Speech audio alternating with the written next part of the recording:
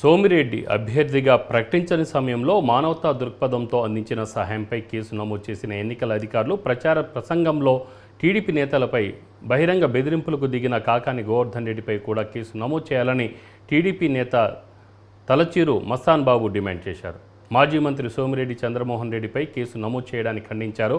పొదలకూరు మండలం లింగంపల్లిలో ఎన్నికల ప్రచారాన్ని నిర్వహించిన కాకాని గోవర్ధన్ రెడ్డి తనకు ఓటు వేయని వాళ్ళు మరో 20 రోజుల్లో బెంగళూరు, హైదరాబాద్లకు పరుగులు తీసే రోజులు వస్తాయని, ఏ ఒక్కరిని వదిలిపెట్టనని బహిరంగంగానే బెదిరింపులకు దిగిన వీడియోలను ఎన్నికల అధికారులు చూడలేదా అని ప్రశ్నించారు. మరో వారం రోజుల్లోనే కాకాని గోవర్ధన్ రెడ్డి ఆగడాలకు ప్రజలు అంతిమ తీర్పు ఇవ్వబోతున్నారన్నారు.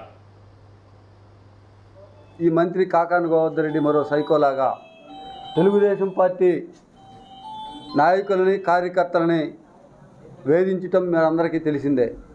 అనేక రకాలుగా గత ప్రభుత్వాలలో పనిచేసినటువంటి నాయకులు అభివృద్ధితో పోటీ పడ్డారు.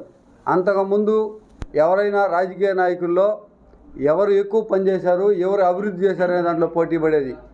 ఇక్కడ ఈ ప్రభుత్వంలో ఈ సైకోలు రాష్ట్రంలో కానీ, జిల్లాలో కానీ, నియోజకవర్గంలో కానీ కేసులు పెట్టడంలో పోటీ పడ్డారు.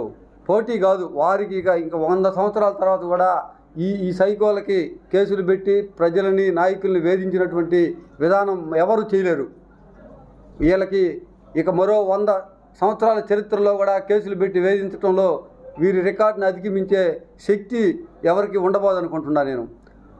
రేపో 4వ తేదీతో అంతం కాబోతున్నటువంటి ఈ ప్రభుత్వం ఈ రోజుకి కూడా వేధింపులు మానలా, అధికారులను బెదిరించడం మానలా.